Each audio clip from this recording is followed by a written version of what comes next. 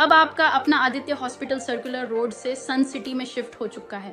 वही अनुभव, सेवा और समर्पण अब नई जगह और नई मशीनों के साथ 24 घंटे उपलब्ध।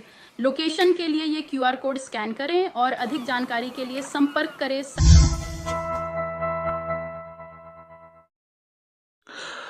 वित्त मंत्री निर्मला सीतारमण ने बजट पेश किया है। इस बार एक बड़ी जो चर्चा इन दिनों है वो है टैक्स स्लैब को लेकर। टैक्स स्लैब में बड़ा अमेंडमेंट किया गया है। साथ हैं नरेश अग्रवाल जी जो कि टैक्स बार एसोसिएशन के प्रेसिडेंट हैं। नरेश अग्रवाल जी से जानेंगे बजट को लेकर कितना लाभ किस वर्ग को मिलना है। सबसे विशेष शर्त इन्होंने फिर दोबारा वही रख दी कि आपको ITR फाइल जरूर करनी है।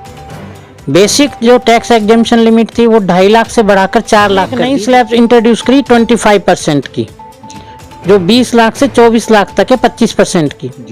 उस 24 लाख से ऊपर जो इनकम होगी उस पे 30% लोगों के हाथ में पैसा आएगा, खर्चा बढ़ेगा, आमदनी बढ़ेगी। आम व्यक्ति जो व्यापारी है उसको एक कंजम्पशन का जो स्लो डाउन था वो बढ़ने की आशा। इनकम टैक्स एक्ट में आज की डेट में कई केसों में सजा का प्रावधान भी जो कि समाप्त कर दिया जाएगा। उन पे लगने वाली पेनल्टियां भी मिनिमाइज कर दी। शायद अभी एक ट्रेलर है, पिक्चर अभी बाकी है, क्योंकि वित्त मंत्री जी ने कहा है कि इनकम टैक्स का बिल अभी अगले हफ्ते तक आएगा संसद में, और जब आएगा तो मैं ये समझता हूँ। वित्त मंत्री निर्मला सीतारमण ने बजट पेश किया है। इस बार एक बड़ी जो चर्चा इन दिनों है वो है टैक्स स्लैब को लेकर। टैक्स स्लैब में बड़ा अमेंडमेंट किया गया है। 12 लाख तक की इनकम को टैक्स से छूट दी गई है, जिससे निश्चित तौर पर मध्यम वर्ग को, नौकरी पेशा वाले लोगों को लाभ मिलेगा। हमारे साथ हैं नरेश अग्रवाल जी जो कि टैक्स बार एसोसिएशन के प्रेसिडेंट हैं। नरेश अग्रवाल जी से जानेंगे बजट को लेकर कितना लाभ किस वर्ग को मिलना है। इनकम टैक्स स्लैब में जो रिबेट बढ़ाई गई है उससे कितना लाभ मिल रहा है। अग्रवाल साहब, किस नजरिए से देखते हैं इस पूरे बजट को? ये बजट वैसे अपने आप में बहुत अच्छा बजट आया है आम जनता के लिए। और 12 लाख तक की जो तनख्वाह वाले हैं या 12 लाख तक की जो इनकम दिखाने वाले हैं उनको कोई टैक्स लायबिलिटी नहीं बनेगी। सबसे विशेष शर्त इन्होंने फिर दोबारा वही रख दी कि आपको ITR फाइल जरूर करनी है। बेसिक जो टैक्स एग्जेम्पशन लिमिट थी वो 2.5 लाख से बढ़ाकर 4 लाख कर दी, जिसपे जीरो टैक्स हो गया। 4 लाख से 7 लाख, इन्होंने 8 लाख तक 5% और 8 लाख से 12% तक 10% कर दिया है। इसमें एक नई स्लैब्स इंट्रोड्यूस करी 25% की, जो 20 लाख से 24 लाख तक है 25% की। उस 24 लाख से ऊपर जो इनकम होगी उस पे 30% टैक्स है। दूसरा सबसे बड़ा रिलीफ क्या दिया है, ओल्ड एज पर्सन को उसके जो ब्याज है उस पे TDS कटना बंद हो जाएगा जी।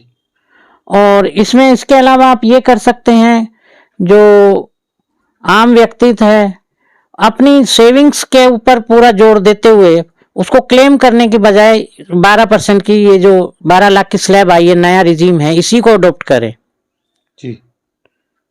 अग्रवाल साहब, थोड़ा सा और हम सरल भाषा में पूछते हैं। एक बिजनेसमैन है, 12 लाख तक की उसकी आमदनी है, शॉपकीपर है या नौकरी पेशा है, तनख्वाह बैंक के खाते में आती है, बिल्कुल पारदर्शी ट्रांजैक्शन होता है। तो मान लो 12 लाख तक की इनकम है तो सिर्फ ITR फाइल करनी है, उसे कोई टैक्स नहीं देना गवर्नमेंट? नहीं, कोई टैक्स नहीं देना। 12 लाख तक नई रिजीम अडॉप्ट करते हुए कोई टैक्स नहीं देना, जो कि 60,000 रुपये बनता है। पहले कितनी लिमिट थी और अब कितना लाभ इसको मिलने वाला है इससे?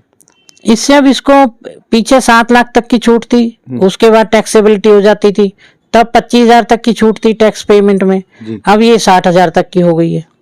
तो खासा बेहतर बजट है। खासा बेहतर बजट है। लोगों के हाथ में पैसा आएगा, खर्चा बढ़ेगा, आमदनी बढ़ेगी। आम व्यक्ति जो व्यापारी है उसको एक कंजम्पशन का जो स्लो डाउन था वो बढ़ने की आशा पूरी है। तो बाजार की नजर से भी देखें तो बाजार में जो मंदा आ रहा है इस समय वो पूरा बढ़ेगा, बाजार उठेगा बाजार। एक इनकम टैक्स अमेंडमेंट बिल को लेकर चर्चा की जा रही है कि एक आने वाला है, नेक्स्ट वीक तक आएगा। क्या पूरा रहता है अमेंडमेंट बिल और क्या परिवर्तन हो सकते हैं ITR? इसमें ये होंगे जो पुराने प्रोविजन है उनको डिलीट कर दिया जाएगा, जो आज की डेट में कोई लागू नहीं होते। उसके अलावा और जिस तरह ये नया बजट में इन्होंने छूट दी उसमें और रिलैक्सेशन दिए जाएंगे जी। इनकम टैक्स एक्ट में आज की डेट में कई केसों में सजा का प्रावधान भी जो कि समाप्त कर दिया जाएगा जी। उन पे लगने वाली पेनल्टियां भी मिनिमाइज कर दी जाएंगी ताकि और लोग बिजनेस में आए और इनकम दिखाएं बढ़ाकर। तो सीधे तौर पर समझे तो इस बार सरकार जो टैक्स पेज हैं, जो लंबे समय से उम्मीद की जा रही थी सरकार उन पर खुले दिल से थोड़ा सा उनका कुछ मदद करेगी, वो वाला बजट जो आज लग रहा है वो पूरा है इसमें। हाँ। वो पूरी मदद करी है सरकार ने, हाँ। व्यापारी की भी और सैलरीड पर्सन की भी। इसमें एक नई विशेष छूट और दी गई है। अब अभी तक एक मकान आपका टैक्स एग्जेम्प्ट था, उसकी कोई एनुअल इनकम नहीं ली जाती थी। अब 2 मकानों की कर दी गई, एनुअल इनकम उनकी 0 ली जाएगी। अच्छा। तीसरा मकान की किराए की आमदनी है तो वो टैक्सेबल हो जाएगी, चाहे तीसरा मकान खाली है। उसके एक नोटेशनल इनकम जो म्यूनिसिपैलिटी जिसपे हाउस टैक्स लेती है, जी। वो उसकी इनकम मानते हुए उस पे टैक्स लगेगा, उसको शो करना पड़ेगा आपको ना। हाँ। एक स्टार्टअप को लेके भी बजट को बढ़ाया है, 10-20 करोड़ तक का लोन आपको मिल जाएगा। वो कितना बेहतर रहेगा? वो अपने स्टार्टअप जब बढ़ेंगे तो व्यापार जो रोजगार मांगते हैं तनख्वाह, वो नौकरी के लिए लगते हैं, तो नौकरी का जो उद्देश्य है कि आप नौकरी देने वाले बनिए, तो नौकरियां बढ़ेंगी अपने आप, रोजगार का सृजन होगा। एमएसएमई को काफी वृद्धि वो बढ़ावा दे रहे हैं। सरकार अपनी जो भी खरीद करती है उसमें एमएसएमई को प्रेफरेंस दे रही है जी। तो बेहतर बजट। वित्त मंत्री जी द्वारा भारत के संसद के पटल पे जो वित्त बजट पेश किया गया, उसमें बहुत तरह की घोषणाएं महत्वपूर्ण रही। आज के बजट में सारे वर्गों को ध्यान में रखते हुए आज का बजट पेश किया गया। कहीं ना कहीं ये चुनावी मुद्दों से भी प्रेरित बजट था, परंतु मैं ये कहना चाहूंगा कि आज जो 7 लाख की लिमिट बढ़ा के 12 लाख की गई है, वो एक मध्यम वर्गीय आय के लिए एक बहुत बड़ी राहत की खबर है। और मैं खुशी की दौड़ है, खुशी की लहर है कि जो शायद हमें 4-5 साल से हम आस लगाए हुए थे कि कब हम आयकर मुक्त होंगे, कब हमारा टैक्स कम होगा, खत्म होगा, तो वो कहीं ना कहीं औसतन रूप से अगर कोई व्यक्ति लाख रुपए महीना कमाता है तो वो कहीं ना कहीं आयकर मुक्त हो गया है। और मैं आपके चैनल के माध्यम से बताना चाहूंगा, ये तो शायद अभी एक ट्रेलर है, पिक्चर अभी बाकी है, क्योंकि वित्त मंत्री जी ने कहा है कि इनकम टैक्स का बिल अभी अगले हफ्ते तक आएगा संसद में, और जब आएगा तो मैं ये समझता हूँ कहीं ना कहीं वो इससे और भी महत्वपूर्ण बजट होगा, और उसमें कहीं ना कहीं और भी महत्वपूर्ण घोषणाएं सभी वर्गों को ध्यान में रखते हुए की जा सकेंगी। जीएसटी पे भी बहुत अच्छा एक बजट पेश किया गया। बहुत सारी दवाएं आज जीएसटी मुक्त कर दी गई हैं या उन पे कम किया गया है रेट। ये भी एक बहुत अच्छा वेलकमिंग स्टेप है हेल्दी नेशन बनाने के लिए, डेवलपिंग से डेवलप्ड नेशन बनाने के लिए। और आज हमारे प्रधानमंत्री जी कहते हैं कि हम तीसरी वैश्विक सबसे बड़ी अर्थव्यवस्था है और उसको पहले पायदान पे ले जाना है। तो कहीं ना कहीं ये बजट एक अच्छा मार्गदर्शक बजट होगा भारत की अर्थव्यवस्था के लिए, हर भारतीय के लिए, और कहीं ना कहीं ये बजट एक दूरगामी बजट है आने वाली भारत की अर्थव्यवस्था को पहले पायदान पे पाने के लिए। धन्यवाद।